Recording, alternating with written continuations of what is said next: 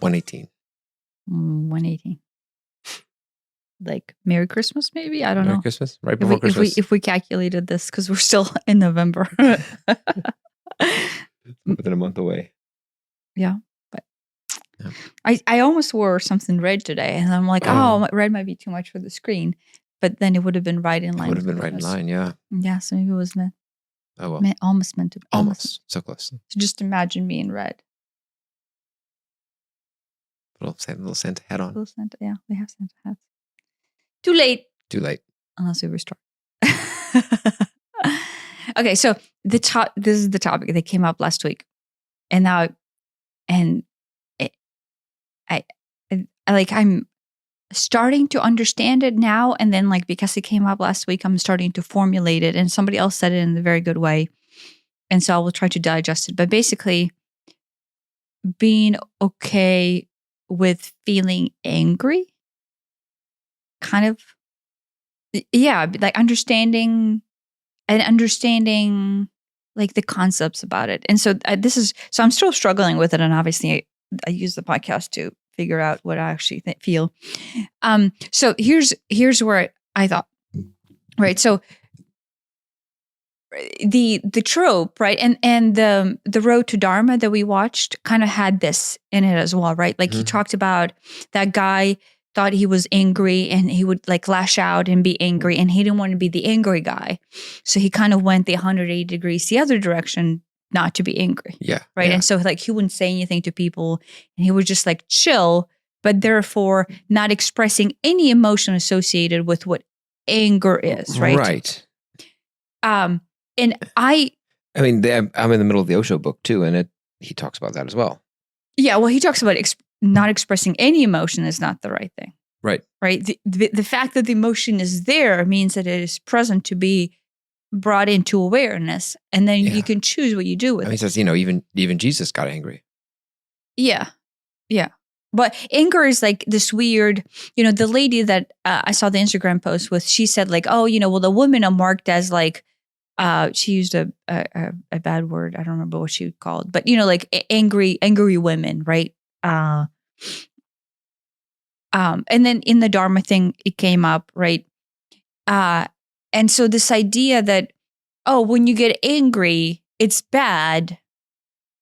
And then so therefore, and this is what happened to me, any emotion of actual anger about something legitimate, like you actually need to be aroused about this or that, being angry, one is counterproductive, like, because it's not actually anger, right? It's anger is masking something else. Mm-hmm. But then the idea that, I would even feel angry, I would not like this, I would dislike this, became like this thing of like, no, you have to like things. You have to be okay with things. Yeah. Right? Like and to me, it also extends into like, it's none of my business, which, so I might be angry, but if I was angry about it, it's like, okay, well, it's none of my business.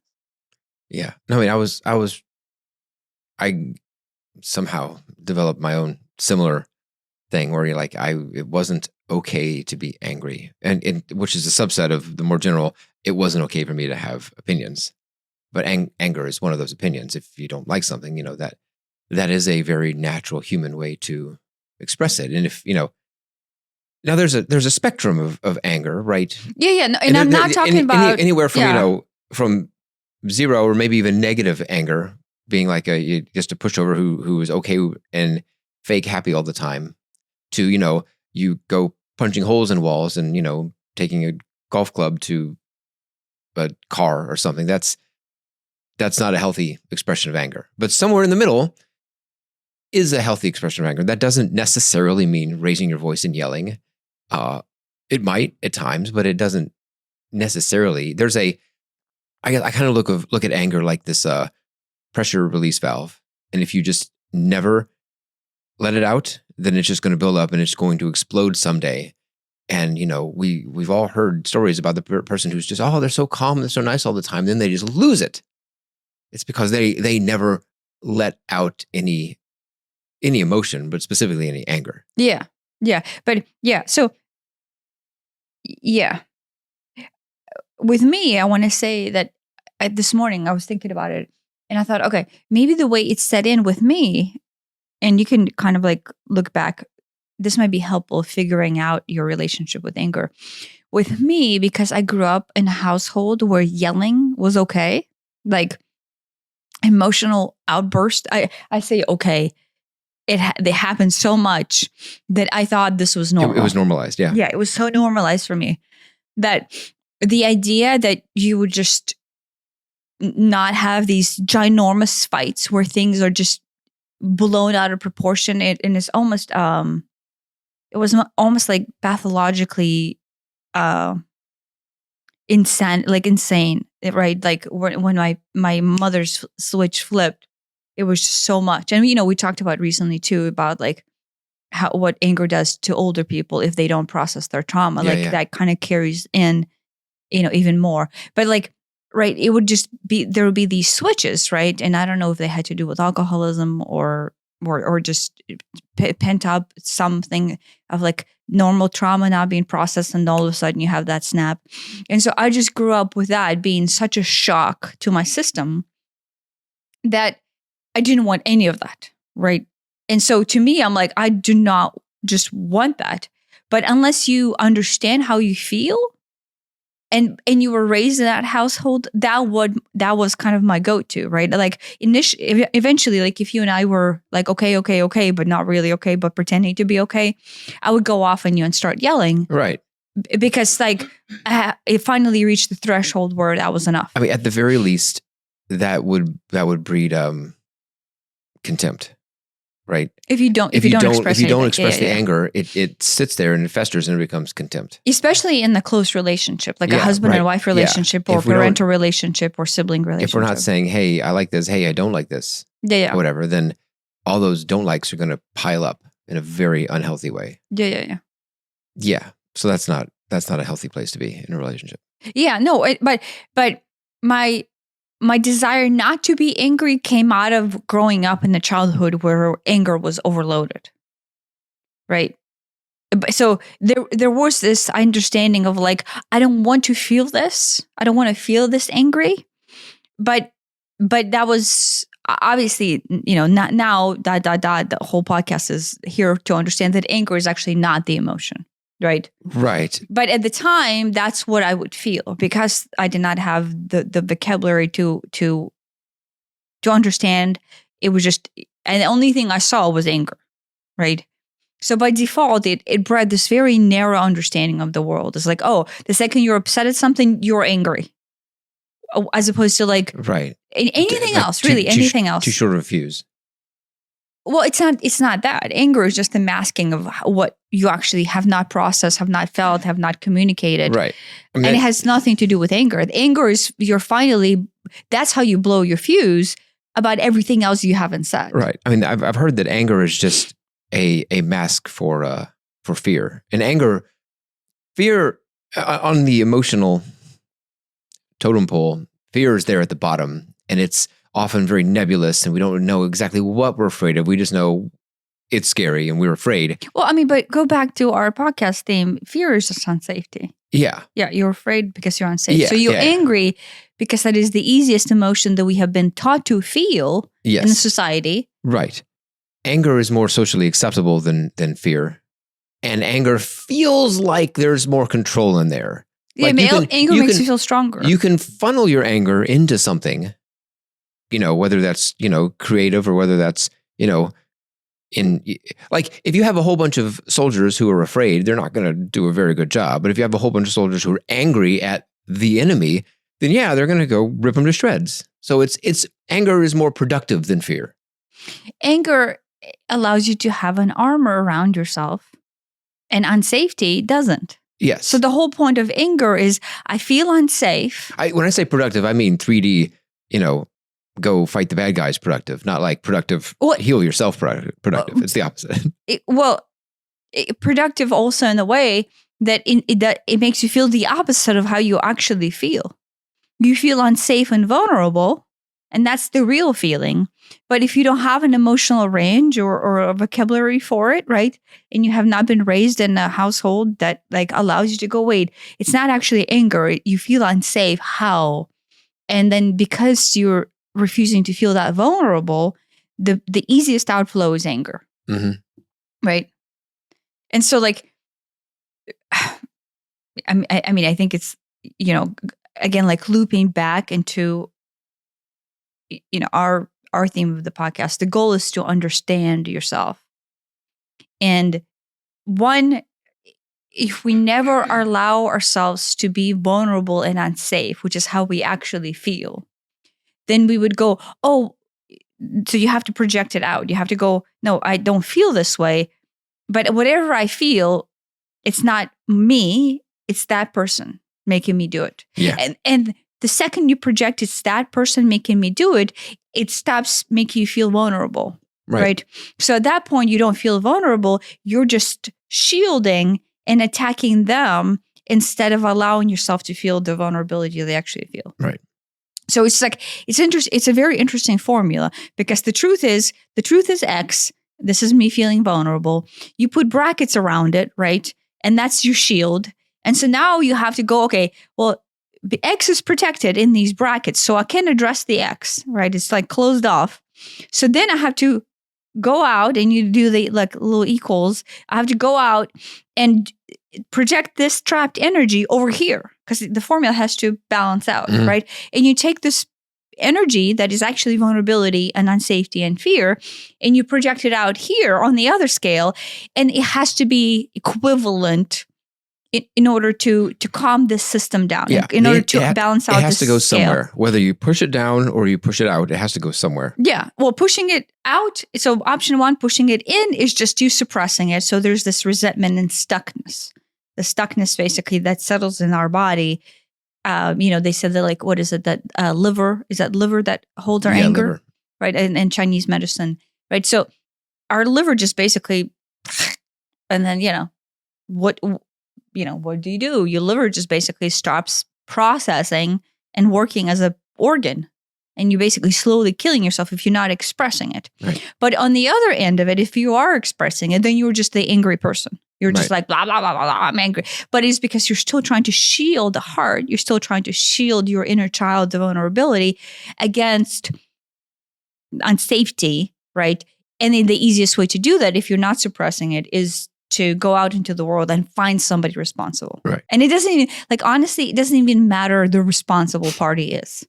You will find anything and everything to hook on to because it is better than still addressing the X. Responsible party might be a person. It might be God. It might be the weather. It might be the economy. Who knows? It doesn't, people can be angry at anything.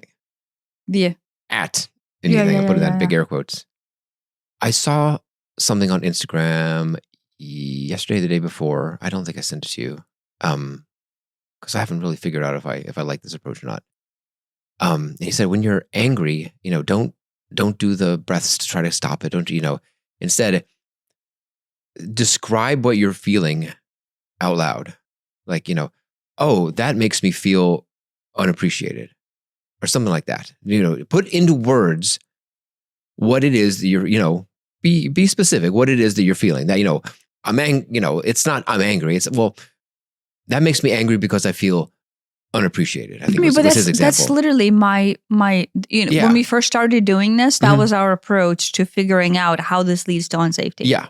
And then he's like, okay. And then step 2 is, are you currently in some sort of actual physical danger from whatever's making you angry?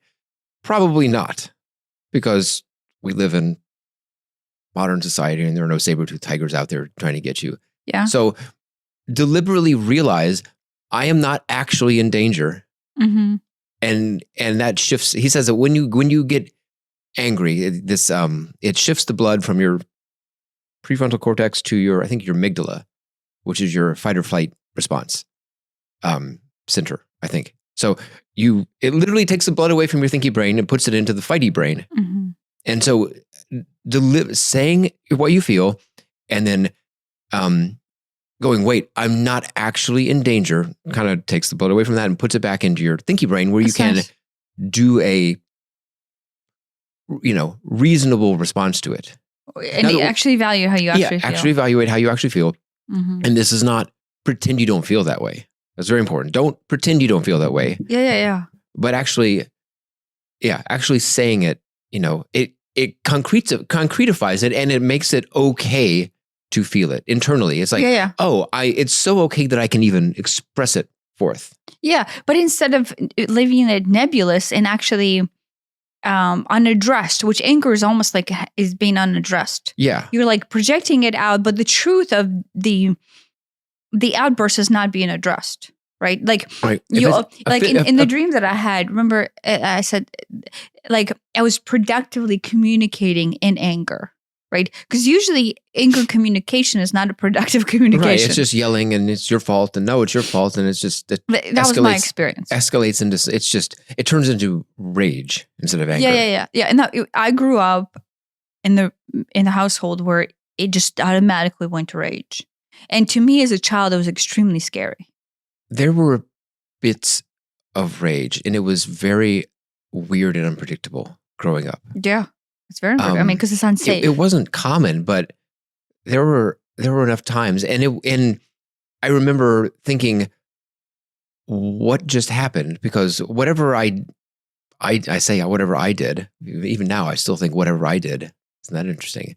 That would set my dad off was I was like, that wasn't a big deal. I've done worse than that, and recently, so this is not. It really messes with the mind of a child to well, no, it's extremely scary. It's scary, and it's like, it's like, oh, I can't trust this person. Mm-hmm. Yeah. I realize, because I was raised in that like rage environment and then I saw it from both parents, like independently, and then obviously together, they would just like, it was crazy. I realized, I learned that they are not safe. And that was huge to realize. Yeah, I didn't realize that. Yeah. No, so to be unsafe as a child against your parent who's supposed to keep you safe is like a huge, but like, think about this. How many of us were brought up in some way where however your parent reacted towards whatever it is that you did was out of proportion and completely not kosher addressed. Right. Yeah. Like I unfortunately, before our spiritual awareness, I've done that to Annabelle all the time. I've done it to both of them before. Yeah. And now I'm like, it was unproportionate, and it had nothing to do with them. Right. It had something to do with us, and that's just like, the camel that broke the straw's back. You just flip into some sort of idiotic mode, right? The camel that broke the straw's back. Oh, is that what I said? Yeah. We have a title for the episode. Shut up. Why are you always making fun of me? It's my job. I guess I make it easy.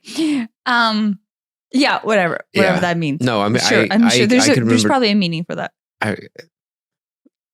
There were times that I'm like, I reacted poorly to really, really poorly to Aiden's thing. Like being a parent and realizing now, right, as a parent, you like, oh my gosh, I'm a total moron and an idiot for overreacting towards something. But realize what that does to our children. Like when they were younger, right? Like the only thing it does is sends the signal to the only human being that is responsible for keeping you safe, which is your mom and your dad, is actively dangerous. Actively dangerous, can't be trusted. And at best case, it's like, I didn't have an alcoholic parents, but I've heard from stories people who do, and it's like, which dad is going to come home today? Is it happy dad or is it angry dad? Yeah. No, I think my mom grew up with an alcoholic parent, and it made her feel unsafe. I think to the point where like he would beat up mom, and then when my mom got older, she said that both of them would try to fight him when he would come home angry, right? Because he was like over like 6'4", not big, but 6'4" in a man, and like a 5'5" woman and another 5'6" woman, and angry and raging, right? So like, right. So I'm like, okay, so she is already inheriting this pattern of unsafety from the parents, right? And so obviously by that heritage transposition forward, then she behaves that same way with me, right? And I don't know about my dad's situation, but like my dad always pretends to be calm, right? but like deep down, that unprocessed trauma then sneaks out. And so he does have these, even though mom might have blown up more, but less ragey, my dad was calm. And then it was a huge blow up, like unproportionate, almost like when I say psychotic, it felt psychotic. No, I don't think it's actually clinically psychotic, but to me, like the word that I would have to use to describe the behavior would be totally psychotic because it was unpredictable. Yeah. It was, yeah. And so it's unsafety stems from anger is unsafe. Like outbursts are unsafe. Rage is unsafe. Yeah. Well, anger, it's the same thing. I make it like, to me, I put anger in the healthy bucket because it is an emotion we feel. But when it's expressed carelessly, I'm going to call that rage, just to have a difference between anger and rage. Yeah, no, but what I'm saying is when I was formulating ideas of what this is as a child and how and whether or not it's safe or not, I classified it as anger. I mean, I did too. And then, of course, the product of it was rage. And so when I became an adult, I do not want that. Yeah. The idea that, oh my gosh, I'm going to be like that and I'm going to continue to be the way they were. And then they were so unsafe to me that I didn't want to be angry. And so I grew up with an idea of I just don't want to be angry. Yeah. And so I think the lady said like a lot of women develop this pattern of idea that I don't want to be an angry, bee, whatever. But to me, it was I don't want to be an angry person because I already felt unsafe in that environment and I don't want to continue to feel that way myself. ... Now reformulating this whole thing, not processing that there's a healthy amount of anger that one should feel towards a unjust event in the society. Yeah. And towards somebody behaving unjustly towards you. But then ... you would then stop and go, this anger is actually an emotion of, right? And then realizing it's somehow unsafety. So somehow this will lead to unsafety. But you can almost go, okay, here's anger and here's unsafety. And how do those two connect? Yeah. And I think that would be a very helpful tool to start with this vague emotional state of anger. Mm-hmm. And then knowing that, okay, somehow this makes me feel unsafe and vulnerable. Yeah. How? Yeah. And then you would build this like little stepladder down to the trapped inner child that actually feels unsafe and vulnerable. Yeah. And allow that pathway to open. Yeah. I mean, when we went to the election healing thing, a lot of those people were very, very angry on the surface. Yeah. But it quickly became clear, just, listening to any of them talk, it's that they're afraid. They're unsafe. For various reasons and whatever. And everybody has their own little specific flavor of why, right? Yeah. And sometimes it's a very, roundabout way to get down there to why. Yeah, but we went there and I was guided to go there. And I think you and I received a lot of informative outlooks about that particular meeting. Like you and I were there for a different reason, right? But most of the people who were there were older. Yeah. And older in the way that their generational arcs did not have within their psyche to pause and process deeper range of emotions and uncover the deep childhood trauma with why you feel unsafe. Right. I mean, there were several people who were literally shaking when they were trying to explain why, quote, why they were angry. It's like, if they were just out without any sort of social judgment where, screaming is bad, hitting something is bad. If they were just in some sort of empty gym with punching bags, they would have just gone at it. Mm-hmm. It feels like they were deliberately holding back, but their nervous system could barely hold back. They were shaking. Yeah. But it has nothing to do with the projection of the current it's events. It's how they feel inside. That it strikes them as unsafe. There is a fear there. Mm-hmm. But instead of saying I feel unsafe and vulnerable, now I'm angry as at a child, them. as a child, Yeah. because it's right, and it's interesting. That event propagated the very much childlike interpretation because there was a nebulous unsafe. And as an adult, you could sit there and you go, oh, okay, well, this makes me unsafe in this, and this way. But as a child, the child never defined this, and this. To a child, unsafety is very nebulous, like undefined, unprocessed. Like, I don't even know what I'm scared of, but I'm scared and afraid. I feel vulnerable. Just generalized unsafety. And so when you come across something that is vague, it's almost easier to feel angry towards that because you don't even know how it's going to present itself. And deep down in resonance is actually the closest to this nebulous unsafety that you have trapped as a child. Yeah, right. So there's this idea that society, I think, like places that like, oh, you don't want to be angry. Anger is not healthy. But I think no one ever takes that and digests that of like, okay, what is the healthy expression of anger? When is it healthy to feel angry? When is it, when you do feel angry, what is the pathway to understanding yourself and to uncovering this deeper trauma, right? That it's just vulnerability and unsafety. The example that the lady gave. Did you want to say something before I go into the example? I was going to say that there's one of those qigong exercises we do, and the lady, I don't remember which exercise it is that we do, but she talks about anger and how you want to have a healthy relationship with anger, not zero relationship with anger, and not 100% raging angry all the time. But a healthy relationship with anger helps you, have an appropriate response to, like you mentioned, to some sort of like a social injustice or something that is just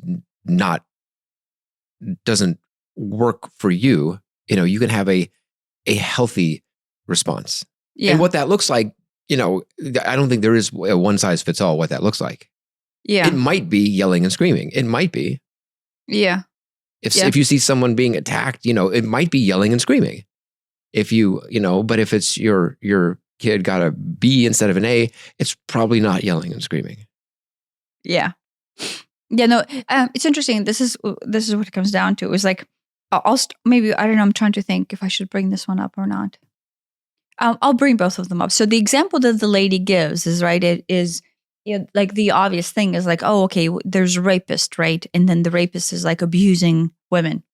And as a woman, then you could potentially get all aroused by it and go, oh my gosh, anger about the whole thing. And anger towards that abuser, and then everything that he has done to do injustice unto the women, right? And then you can leave it at that, right? And just almost miss a larger opportunity, right? And the larger opportunity there is, no, this doesn't, I think the reason why she brought it up, because in her target market, a lot of people that it addresses is women who probably been sexually abused, right? But if you have been sexually abused or have not been sexually abused, it doesn't matter. It is appropriate to feel anger towards somebody being mistreated by somebody, and then think that there's something unkosher or not right with that scenario, right? Like, right. It is okay to say, no, I don't think that's right. I don't think this man can go and just rape a woman and then that will be okay, right? But her point is that the opportunity there, and I don't know if she explained it this way, but this is the way I will take it, is to go, what is that? If I feel inappropriate amount of arousal about this, what is it that I actually feel? Well, one, obviously I'm projecting it and placing myself in a position. What if I was in a position where this man raped me, right? Even if you weren't sexually abused. And then there's this desire to defend, desire to, why do I always say wrong the right? I always, interesting. Right. And so you're behaving in the response way towards an abuser or an attacker or a perceived abuser, and then you're projecting yourself into a situation where anger means punishment or anger means, whatever. And her point is, what if you step back and go, what if everyone is an injured party? What if this behavior, this instance is not kosher to the universe, to the greater good of all humanity, but is also not the kosher thing for the abuser and for the abusee? Right. What if everyone is a victim here? And then I can see that I don't see the abuser, but I only see myself in the eyes of the women who were injured.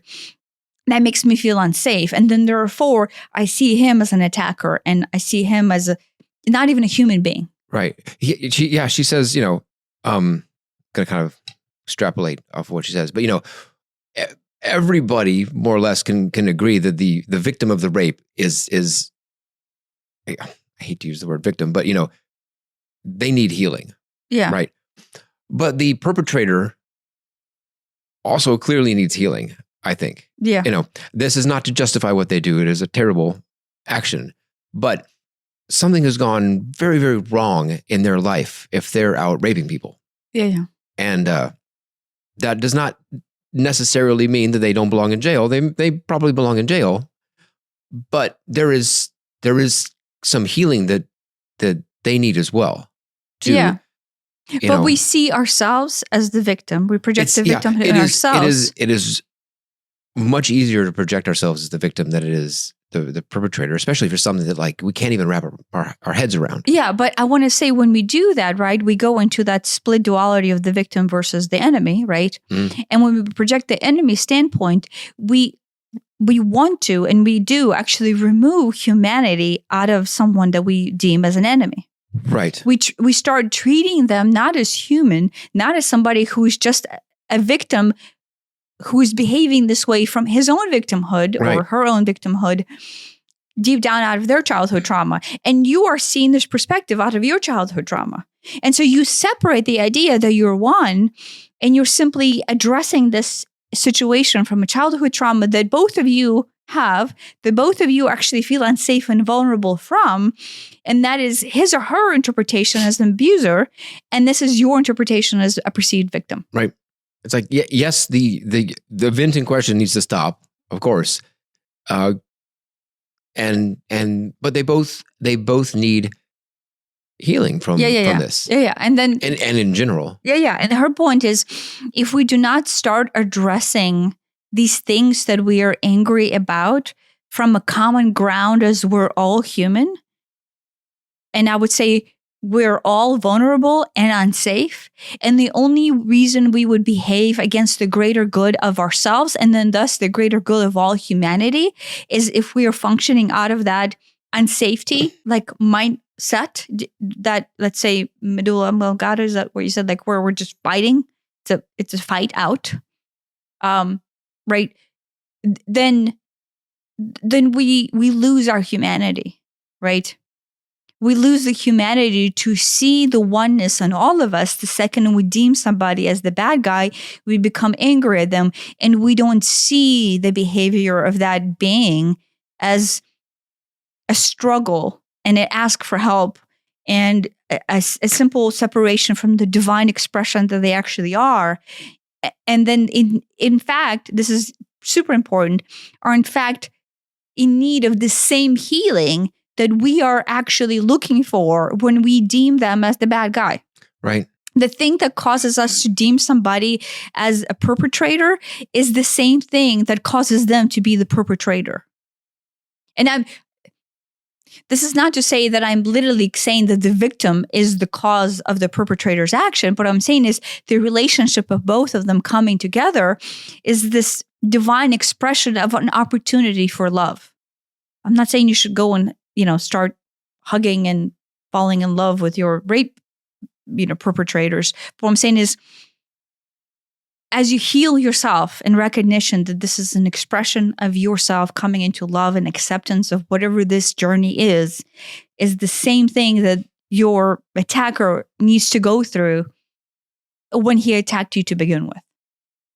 And I know that's super difficult, right? Like I was sexually abused, not to the point of rape, but to the point of enough touchy feely stuff to where it was confusing. But right. And as confusing as it was,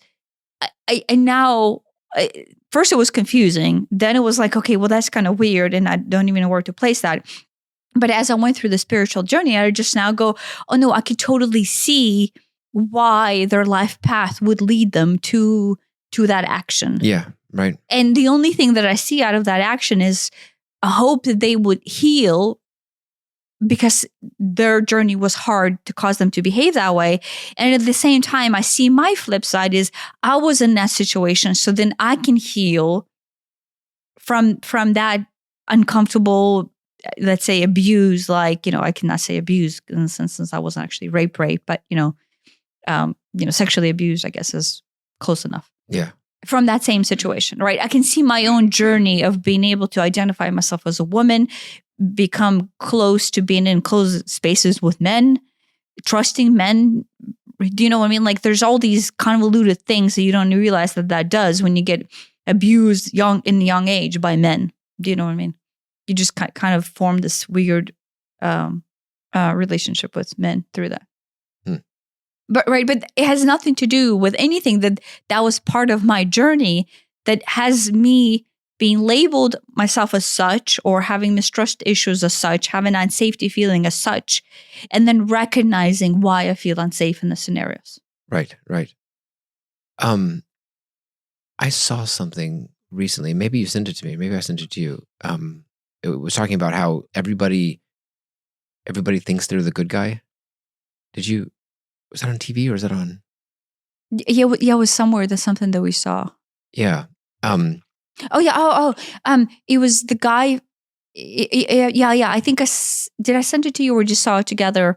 It was some dude, and I don't know what he is.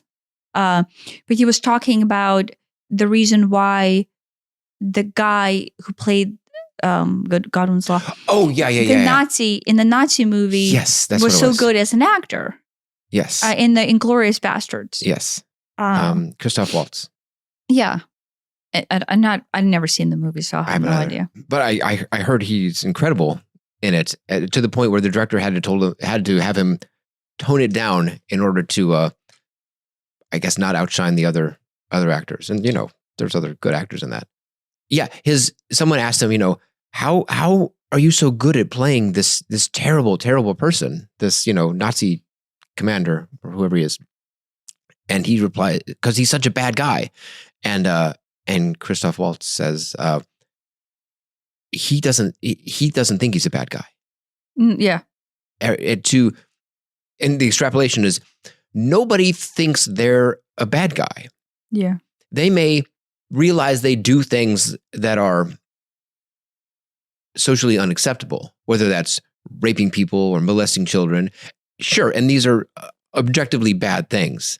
But even I would say even like the rapist or the murderer, they have their reasons that make sense to them. It makes sense to them. Yeah. Makes sense to them.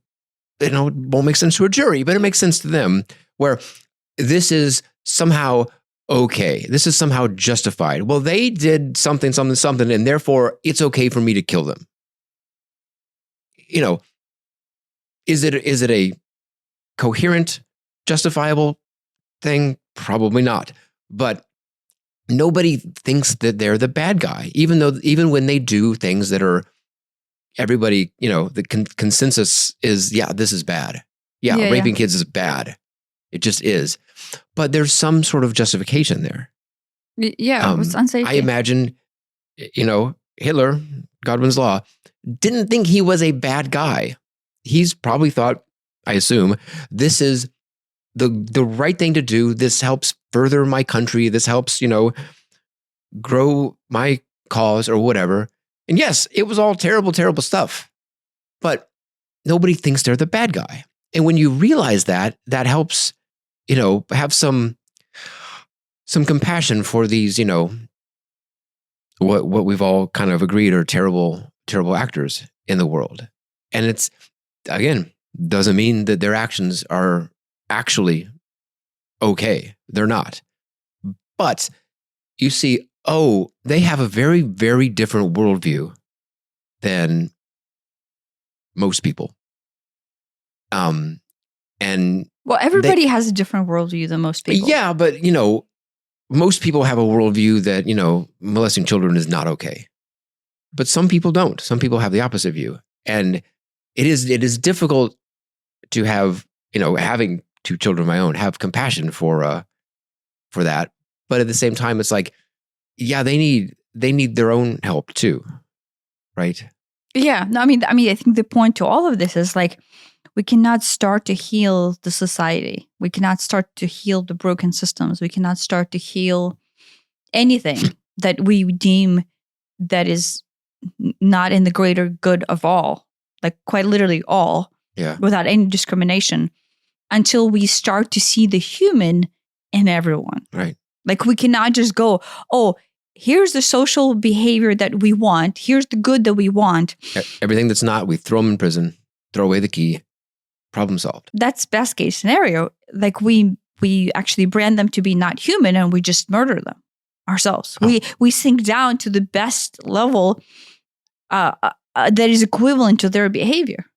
Right? I mean, this is, you and I had all kinds of discussion about capital punishment, but we literally sink down to the lowest possible extrapolation that murder of someone equates to us being the exact same thing to them. Yeah. And that's justified. I mean, back in the day, there were like lynch mobs going around, hanging people for whatever alleged crime, whether the crime is you happen to be black or whether the crime is we think you're a witch or whether the crime is, something more objectively criminal. I don't know. And it's just like, we just get a little posse together and go carry out our own justice. Yeah, but I would say that those perpetrators are more perpetrators than the blamed murderers or rapists or witches. Right. I know that's a big statement to make, but you're behaving the exact same way. You're not of what you're trying to stop. If your goal is to stop murder, stop murdering yourself. If the goal is to stop rapes, stop treating these people not humans. That doesn't, it doesn't mean that this person who like did something bad, just there are consequences. Don't take the pedophile and employ them in the elementary school. Don't do that. But, stringing them up on the nearest tree is not the appropriate thing either. Yeah, no, but I think that's what it comes down to is in our anger, we ourselves are justifying losing of our own humanity. Because we think we're the good guys. Yeah. And they're the bad guys. We're the victim. And even if you're the victim, the second you're the victim, and instead of processing your trauma, you become angry and rageful towards the perpetrator, you become one with that energy and you become the perpetrator yourself. Any action that you seek out of that space actually makes you the perpetrator just like they were. Do you see what I mean? Because it's like-minded energy just breeds like-minded energy. And so in a sense, if you deem that there's such thing as inhumane and bad behavior, and you separate humanity out of it, right? You're like, you develop that concept within yourself. I want to say that, I know that I'm saying a lot here, but that is a very dangerous place to be. And that is how more blindness gets built. And that's how more rage and more bad things happen in the world is instead of you acknowledging the humanity in the attacker or in the perpetrator and treating it with love, healing yourself, and then just giving them space to heal themselves. If you don't do that, you actually, honestly, almost like let their dark side win, but converting yourself into that dark side. Does that make sense? Yeah. I mean, when that gets institutionalized, that's how like so many wars get justified because, the one side ends up dehumanizing the other side. In the Vietnam War, the Viet Cong were if you can somehow convince your army that the bad guys are less than human, it's a lot easier to go shoot them. It's not easy to go shoot another human, I assume. I've never done it. I don't want to do it because that sounds really hard to do. But if they're subhuman, because they do atrocities A, B, and C, oh my gosh, it's a good thing to go get rid of these subhumans because then the rest of humanity is better. You can manipulate the populace to believe that, and you can go commit your own atrocities like that.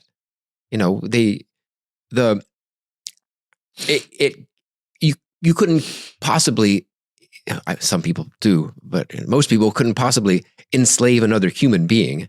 That's just, it doesn't even make sense.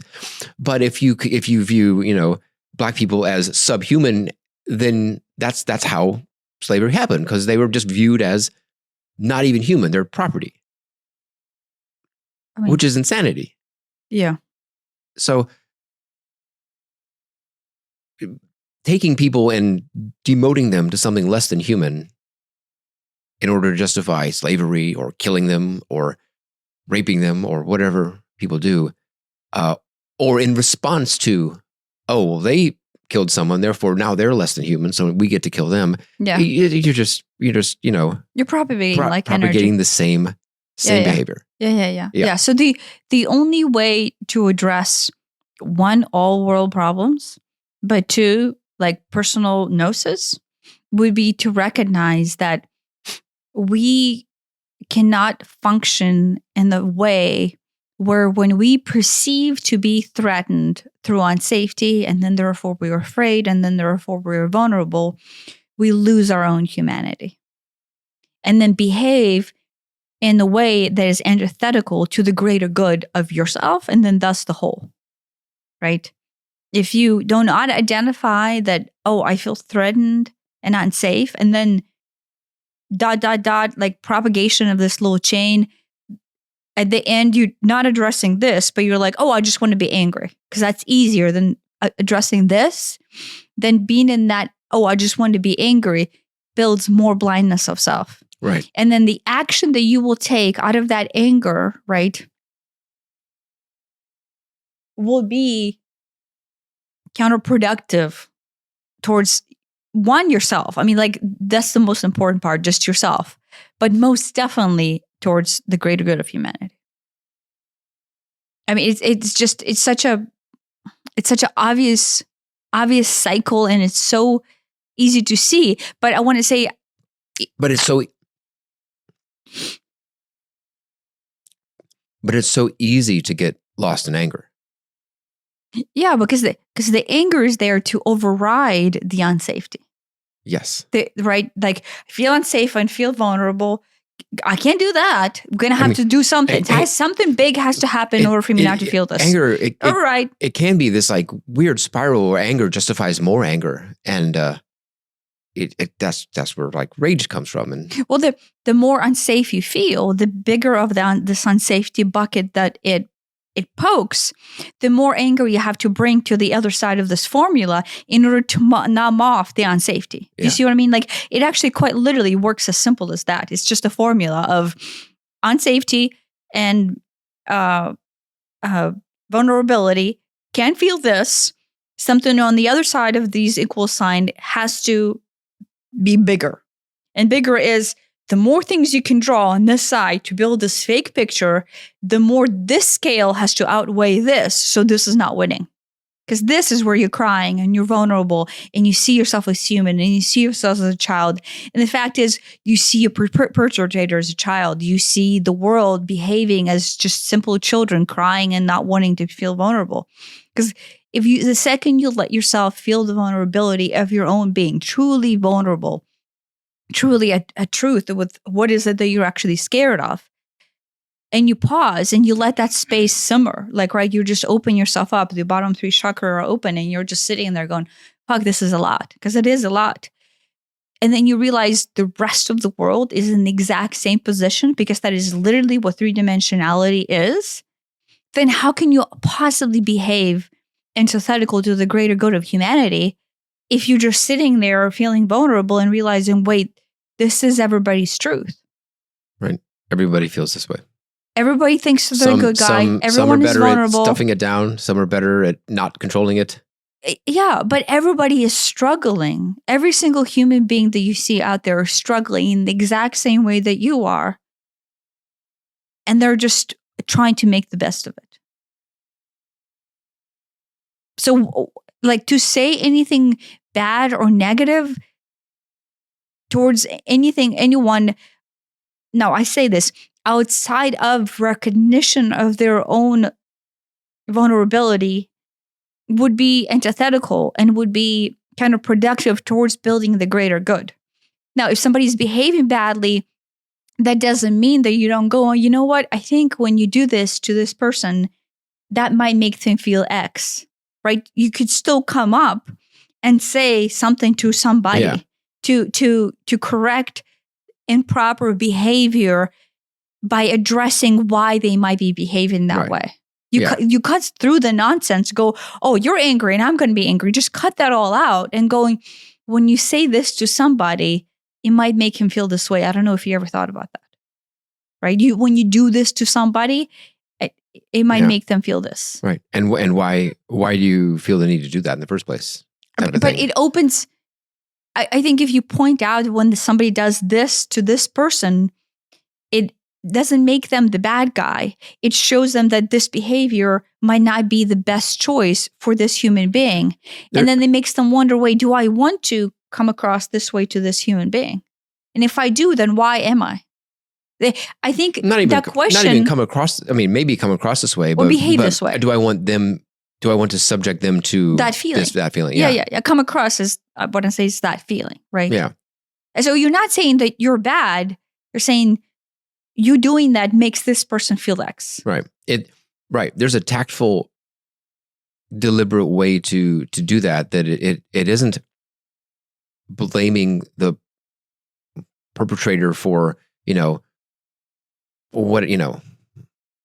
for being bad, and it isn't. It is, and if you're careful about it, Well, the goal is not to blame. The goal is to actualize the deeper meaning behind the behavior and address how the feeling. You need to go into the feeling. When you say this that action, when you say that is that, a physical action, the kid gets very upset and feels bad in whatever way. But if you're behaving out of anger, right, or out of rage, or out of your own blindness, you cannot see the feeling that this would cause. There have been, oh my gosh, there have been so many times when I see some parent, yelling or saying some, snarky thing to some kid, and I'm like, oh, don't get involved. And I don't know. But you see yourself as a victim. You see yourself as that kid. I have. And sometimes I just see it as like, here are third parties that having their own universe. On one hand, they're having their own party. Yeah. On the other hand, it's like, could I, intervene as socially awkward as that would be? Hey, let me tell you how to parent. But I don't know. It is a tricky, This is my advice, and I'm not saying this is the right way. There's some level above which, if I see someone, punching a kid, okay, I think that I would probably get involved. Whereas if I just see someone, snarking off to their kid, maybe I won't. I don't know. There is some is it my responsibility? Do I have the right to? Do I, I don't know. If you're triggered and you see yourself as that kid and as that victim, then that's the lesson there for you, right? Like, oh, look, I see myself. Good chances are, knowing how you were raised, that's what exactly you're going to see. If you see a parent disrespecting or gaslighting or misbehaving towards a child, you will see yourself as that child, and then you'd be like, oh, they don't have a voice right now because they're the kid, but I wish I had a voice when I was that kid. So maybe now me as a parent can go and have a voice to this person, so I can don't have to have this kid repeat what I did. I mean, so you want to involve for that reason. Yeah. Right. But that's none of your business. Like, I would say that, right, that is their universe. And the only thing that you would see in that space is yourself as the victim and their parent as your mother or your father. I don't know at this point who. Right. So I don't have the right answer, right? Maybe somebody has the right answer for this, but this is what I have come to realize is I can see the reason why the parent is behaving the way they're behaving, right? No, I mean, I get it too. I understand that. And you see the outcome that is building this child's character in that behavior, right? So you can see, oh, look, the pattern that I was raised as is being repeated right here in front of me. So Ryan, you can give yourself a healing and going, yeah, I still feel that I'm that child, and I still feel like this is my mother, and I feel lost, and I feel like I wish I had a voice, and I still want to voice something. Then therefore, that is the trapped energy that you need to work on. But outside of that, I would say that the only thing you can do is raise the vibratory frequency by healing yourself, and then being able to be in a space where you're able to offer higher frequency to them. Yeah. How does that tie back into like if you feel angry from some injustice in the world, then I mean, one is figure out why you feel angry. No, I get that, but like, I mean, that's the question: is at what level do you take action to change it? And right, like if there's an injustice in the world, right, and there's no such thing as the bad guy or the good guy. If like everyone is fucking broken, because that's the truth, everyone is broken, and everyone's going out there and communicating in their own fucked up way. And it's either you're playing the victim who cannot stand up for themselves, or it's either you're playing the perpetrator who doesn't have like the capacity to stop yourself from harming others, right? I'm not saying that both of them are guilty, but what I'm saying is that is the universal expression of the soul on this plane and the universal expression of the soul on that plane. And then, there's a lesson that the victim is learning, and then there's a lesson that the perpetrator is learning. Like, say, if we deem it that way. But then if you step back and higher and you go, both of them are coming into a situation where they are being triggered into extreme amounts of unsafety, right? And one's unsafety equals to, I have to be the aggressor, and the other person's unsafety has to be like, oh, I'm quite literally unsafety in this moment right now. Yeah. So to add more unsafety into the situation would be counterproductive towards resolving this issue.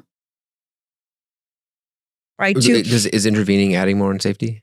I mean, I think I would intervene if someone's being raped.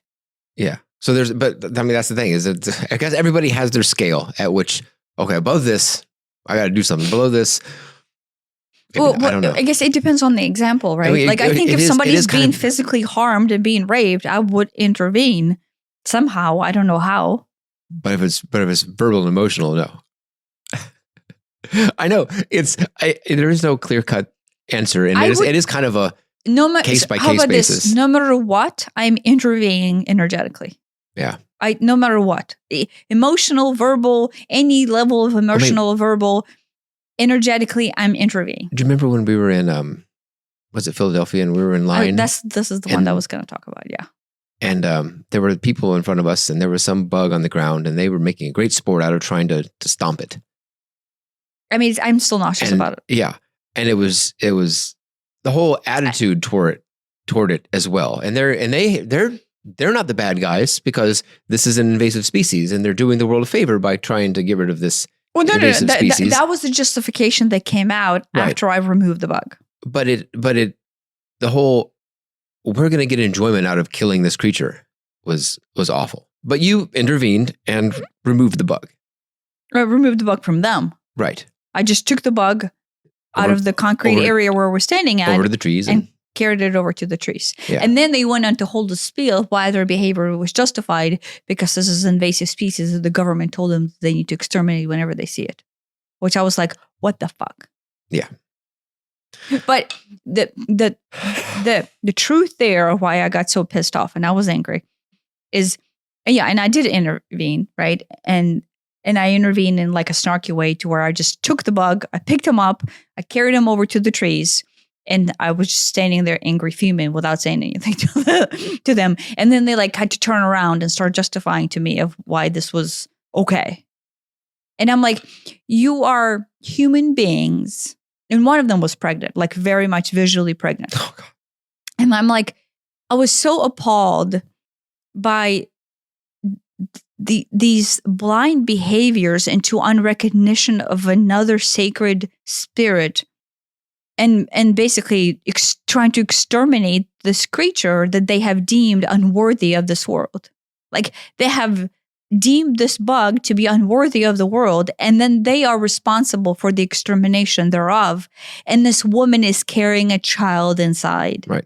And I just couldn't connect. Right. No, like, I couldn't connect that. It's the same thing. It's like once it's the bad guy and it's, well, the bug is certainly subhuman. That's an easy sell. This is something that is bad and needs to be disposed of. Whether it's the Viet Cong or whether it's the bugs, we gotta destroy them. Yeah. Here's what it came down to. One, we raise our children of not to harm another creature. Or a catch and release household yeah. as far as bugs and go. So I was standing there, and at one, I was appalled by the fact that they were even trying to do this. And then two, our kids were standing next to us. And our kids are standing next to us, and they know that there are two children behind them. Like, so the idea that murdering this creature myself is not a big deal. Two, the fact that the murdering is okay in front of these children is not a stopping point. And three, I'm carrying a being inside of my wound that is coming into the space, and me murdering this bug and stumping it as here I am bringing life into this world is in sync with my being. Like all of those three things were appalling to me. And four, the fact that there's this sick pleasure and enjoyment in it. Yeah, they were making a game out of it. I don't want to kill the bugs, but if there are termites, I'm going to probably kill them.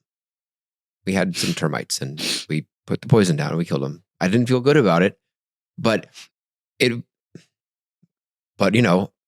not the bad guy. I have to do it for the sake of the house. I've got it all justified out. But I don't feel good about it. I feel very, very bad about it and very conflicted. I don't know what to do with termites. If they start hitting your house, is there we had a mice infestation. Yeah. And we bought those catch and release things. And we bought it for those people who have mice infestations. You don't have to kill them. And we bought on Amazon, they have these super strong peppermint scented it's some things. kind of like scent deterrent, and we bought like 3 different types. And they're chucked all throughout the attic and the rafters. Yeah, and so basically the mice just don't like the smell of this intense citronella and mint and peppermint, and it's just really, really strong. And then there's catch and release traps that worked really well until you washed them. And then maybe you shouldn't have washed them. I don't know. I might just try to wash them again just without soap. Oh, I don't hear the mice anymore. I don't hear them either. Maybe problem solved. Yeah. So anyway, but so there are. Ideally, you don't have to kill anything, but if you do, it is a solemn responsibility and not something to be done for sport. No, the Native Americans, they would hunt the buffalo, and it wasn't, hey, let's go get the biggest buffalo we can. Yeah, it wasn't, some sort of safari. Let's go shoot it from the distance, and this is thank you, buffalo, for your sacrifice, for feeding the tribe. It was a solemn responsibility, as opposed to, hey, who's going to jump on that bug first? No, that was crazy. That was absolute. Yeah. The pleasure, right? It was, they were not obviously rapists and murderers, but here's what's interesting. Energetically, that behavior is not any different than being a rapist and a murderer. Right. Like, so to say to someone, well, I'm not the bad guy. I'm not over there raping and murdering. I'm just stomping on invasive species. Yeah, but I'm just killing the ants and I am just shooting the squirrels and I'm just whatever. You're not any different than the rapist and the murderer, because energetically it still propagates this disrespect of consciousness Yeah. That is the oneness between all of us. You're disrespecting yourself. You're disrespecting the collective. You're disrespecting another living creature, quite literally, by deeming it unworthy of this experience. Yeah. What if those same people were, I don't even know what the word is, harassing their child? Is that What does that mean? like, they're, just saying terrible things to them, demeaning them. I don't know. They're not physically hitting them, but it's, on one hand, now it's not a bug, it's a human. On the other hand, no life is directly, acutely threatened. There you go. We have one of our son's friends' dads who's possibly on some sort of sociopathic, psychopathic scale. And he has a younger boy, and he was saying terrible things to him. Like it was something like what did he do? I'm trying to remember what he did. It was like he licked something, or we were at an archery tournament, and he was sitting behind us, and he licked or right, like he's like a 5-year-old. Yeah. And he did something, and he took it and made a game out of it by saying like, oh, what are you, a licker? Or like he was shaming him into a behavior that he found socially right. So on the sociopathic and psychopathic scale, everything to him is everything around him, and then thus his children, is a measurement of how he looks. And if the child behaves counterintuitive to making him look good, his idea of fixing it is shaming the child into that behavior. So then the child stops doing that. So then he doesn't look good. So many of the things that we see out in the world where their parents are yelling at their kids, it is the irony is that's what it's for. It's you child or children are behaving in a way that makes me look bad to other people. Yeah. So I'm going to yell at you with a blindness to how that makes you look to other people. Yeah. You look like an idiot trying to stop your child behaving so you don't look like an idiot. Right. And kids do silly stuff. That's what they do. That's part of the job of being a kid. Like on the larger scale, there's a lesson there, right? Yeah. You are behaving you are harming an innocent being by behaving out of unsafety and trauma of yourself feeling unsafe about how you will be perceived. And this person is very much of like, I need to be perceived as a strong army military man, right? Mm-hmm. And so he's literally demeaning his own child and taking away his power and his sovereignty. Yeah. Because he already feels disempowered and unsovereign himself. Yeah. So you're quite literally reacting towards your child in the way that you feel. Yeah. Yeah. It's kind of it's poetic in a way. Right. And so, so like in that case, the only thing I did was I just sent energy of light and love. Yeah. Right. Like, right. There's obviously a lesson that this child is learning by identifying who his father is, of how my identity is built about this father, basically only caring about how he looks and actually not even thinking about me as a human being in that moment. Right. Because he's behaving out of this trauma and pain body unprocessed, and then it comes across as anger, and that anger then is the only thing that the child sees. Right. So both of them, one, the child is being brought up in that way, then will require healing and trauma processing and actualization, and the human being is struggling with the trauma processing and actualization, but they're both quite literally have the same flow. Right, this child is getting that, and that child already feels that. It's two children, both of them are 5-year-olds, so I don't think it's my place to go and start fixing his parenting style. Yeah.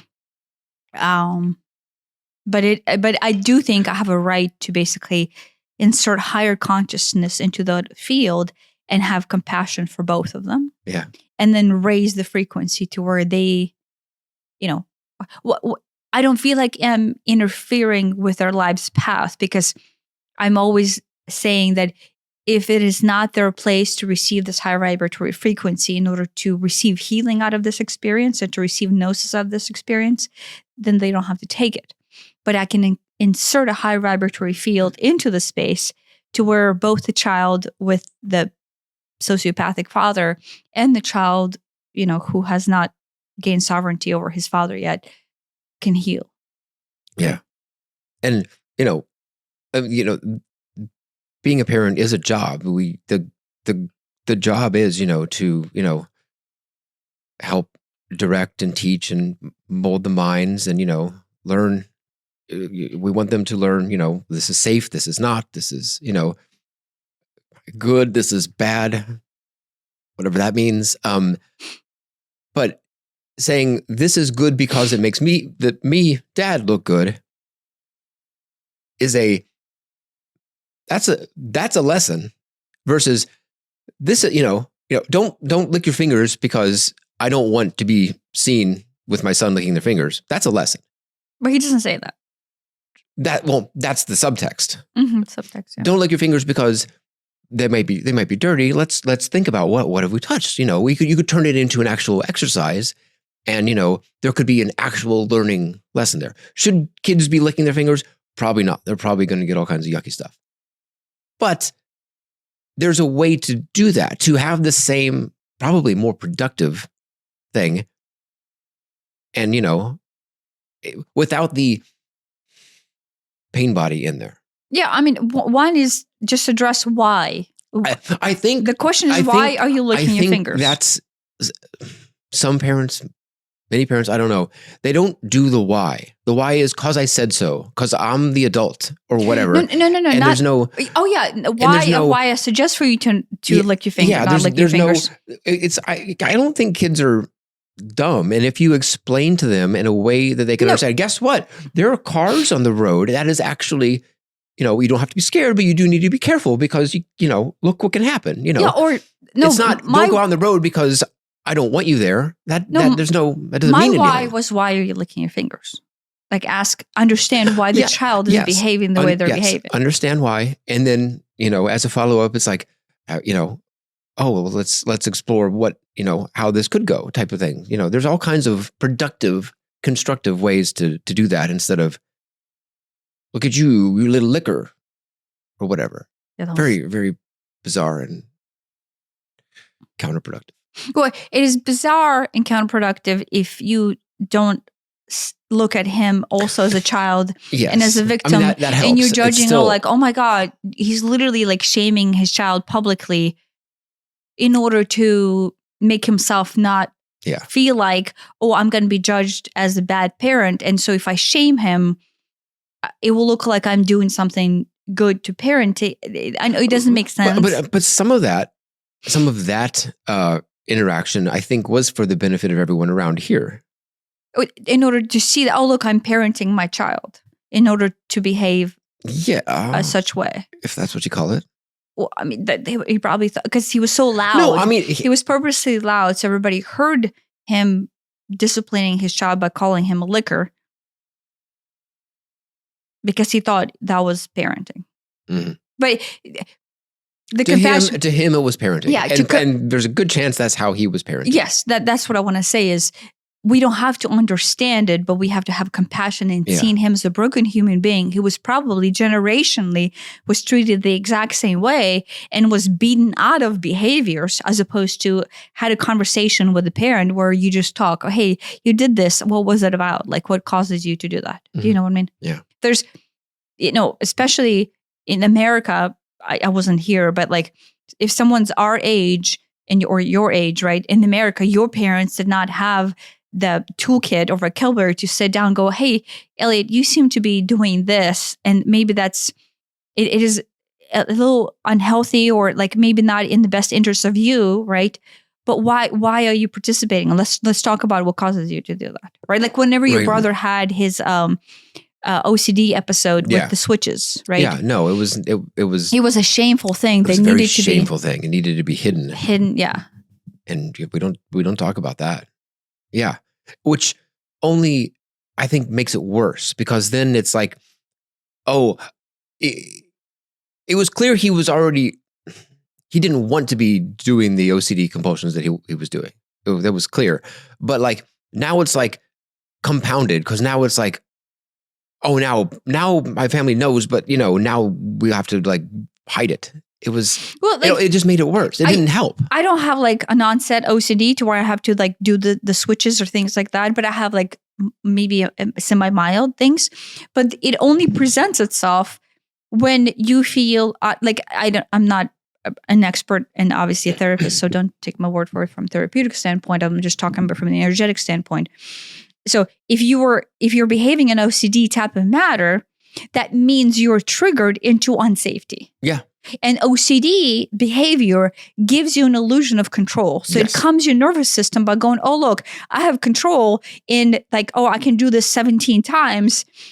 And somehow it calms the nervous system into some sort of soothing mechanism to where your nervous system is not overriding. Right. So if you're triggered into unsafety, which is what OCD is, your parents behaving in a way that promotes more unsafety by pretending like it's not there or yelling at you or having a rage episodes towards you while you're doing the switch flipping is quite literally counterintuitive towards making this child feel safer. And that is, looking back, that is what I saw is that response did not help. It just made it worse. But which is super obvious if you think about it. The only reason your brother would behave that way is because he felt unsafe. Because he felt unsafe in the first place. Yeah, and he doesn't have emotional capacity for it. No one's talking to him saying, "Hey, do you feel unsafe? Why do you feel unsafe?" No, that's just his presentation. I feel unsafe. Yeah. And instead of going to a therapist and going, "Hey, our son is doing this," they just completely avoided the whole thing and didn't even go to therapy to understand it. Right. I mean, eventually, but that took a little while. Yeah. No, I mean. But like, did the therapist say, oh, this is just the way he feels unsafe and this is how it's presenting itself? I was not party to that. Yeah, the idea that we can yell somebody's bad behavior out of them. It's prevalent. It is, right? If I just get angry enough or yell enough or hit enough or whatever, then they'll stop doing whatever it is that I don't want them to do. I mean, I was guilty of it before awareness. Like, I would just get triggered, and with Hannibal, it was literally what I was trying to do. I was trying to scare her into behaving differently, which is fucked up. Right. Majorly all fucked up. And I said this before on the podcast, and I said this to her many times. Whenever you're ready to do the emotional trauma processing that I fucked you over, I will be there for you. I'm so sorry. Yeah. It's still in there. It's sitting in there. The last thing I want you to do is to feel unsafe about me being the person who causes you to feel unsafe, because it's quite literally what I went through. Yeah. Right. I felt unsafe from the person that was supposed to feel the safest for, was from my mother and my father. Yeah. And I quite literally did that to her. I just handed her a baton in the most idiotic possible way. Right. And so, yeah, I mean, I talked to her already, but, it's just sitting in there until she becomes an adult and it will start presenting itself in some sort of way. Right. I'm sure it's already presenting itself, but my only go-to right now is to make her understand that, hey, you might not feel safe because, you did not feel safe with me when I was your mother and I was an idiot. Yeah. Right. There's all these do-overs you wish you had. Right. I'm still thinking there's all these do-overs I wish I had even from yesterday, but but the more aware, right? Like, I'm not saying everybody's perfect and everyone will behave just the right way the second they receive this understanding, but the more awareness you give yourself to understand of why you're behaving counterintuitive to your own like morals in your own structure, not because it's right by the society or just because it's right from you, is because you are unsafe. Yeah. And so when you're betraying your own being and you're like, at the end of the day, if you have that moral structure, you're like, oh, damn, that was terrible. Like, I wish I didn't do that. You felt unsafe. And instead of pausing and going, oh, hey, I feel unsafe, and this is how it comes out, you didn't pause. And then you just now have to retract back and go, okay, next time, recognize the unsafety. Recognize that this human being feels unsafe and you feel unsafe and both of you feel unsafe, and see them as a victim as much as you're seeing yourself as a victim, and stop going into the split duality where somebody has to be a bad guy in order for you to feel safe. Yeah. Yep. Yeah. Do we bring that full circle? Back to anger? I think so. I mean, anger's often the instigator of so much of that. Well, anger is like almost not the right conversation, except it needs to start with that understanding because societally wise, Yeah, we all have like are familiar with anger. Yeah, we really know how to be angry. Yeah, but I think that's great because that is such an easy tool to go. Okay, look, I already feel angry, so I'm already able to open myself up because I feel something. Right? You feel something. And then if you go, okay, because it's anger, chances are it's unsafety and vulnerability. Yeah. How does this make you feel unsafe and vulnerable? That's the trick is, it's so easy to let anger feed more anger and let anger turn into some sort of unproductive action, whether that's punching a hole in the wall or, rage quitting your job. I don't know, whatever it is. Maybe. And those might be the right thing to do, but at least try. I know it's with anger, it's the hardest, but realize you're angry, do some work and figure out why you're angry. Do the tricks to calm your amygdala down, and from a, thinky brain perspective, come up with an action. Well, and quit might be the answer. Punch a hole in the wall might be the answer. It might be. I don't know, but do it deliberately and with purpose. No, I think the easiest thing is if you just go, oh, I'm angry, I want to rage. Yeah, but if you just what I'm saying is step back, catch it. You need to catch it and go, and then step back. It's so easy to just fall into the anger hole, and once you're down the anger hole, it's hard to get out. But like if you step back, right, and you actually go into your lower 3 chakras and go, okay, instead of it being anger, because this is the easiest emotion to feel and this is the most nebulous thing I can grab onto, how was it actually making me feel right here? Mm-hmm. Right? And it's just unsafe. And then what flavor of unsafety is this? Do you know what I mean? I think that is super easy. And so the second you allow the anger to transverse itself into the actual emotional feeling that you're feeling, and you allow the center to stay open, right? Like I literally did my finger into like a cow. And you allow this lower 3 chakras to stay open, I think the anger automatically subsides. Right? If the anger comes up and you're like, oh shit, I'm angry and I want to explode, you go, oh look, unsafety. Like you just almost train your brain to go, okay, this is somehow unsafety and vulnerability. And you go into here, it's almost like you will not be able to behave in an antithetical way towards your own greater good, towards the humanity's greater good. And you will not deem somebody else a perpetrator because all of a sudden you feel like a victim. Right. No, you will actually, if you go into your, oh shit, I feel like a victim. And then you'll go into this center and you become vulnerable to your own trauma, you will be able to go, they must be feeling vulnerable. What they're doing right now is out of the same center, out of that same space. Yeah. And I know this sounds weird, but you can flip that energy like that. No, I've done it. Sometimes it's hard for me to catch it, but if you can catch it when you're angry and do that and, make that connection to how you feel unsafe, it does really diffuse the anger. And it brings this awareness to... No, but it flips the situation. Yeah, look, instead of bringing yelling and violence into this, which is usually very counterproductive, you can bring love or peace or something constructive to it, something helpful. And, that helps you in a way that yelling doesn't really help you. You can blow off some steam, but you can blow off steam in any number of constructive ways. But B, it helps everybody else involved. Yeah, but even the perpetrator. Yeah, but blowing off steam is simply not addressing the stuckness. Yeah. Like if you're angry and you go and beat a punching bag, which is what I used to do all the time, it still does not address this trapped energy of unsafety, right? That you feel. right? So it's like going there where it's vulnerable and it's raw and it's uncomfortable. Like the reason why the world is as such is because it's extremely uncomfortable to go into this raw space and allow the center to open and go, oh shit, I feel an overwhelming amount of emotions that has nothing to do with anger. It just has to do with me being a vulnerable child wanting to cry right now. But we never let that happen because we don't want to be a vulnerable child crying. So instead, we just do everything else. So, yeah.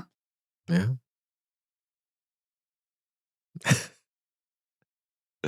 Thanks for listening. Thanks for listening.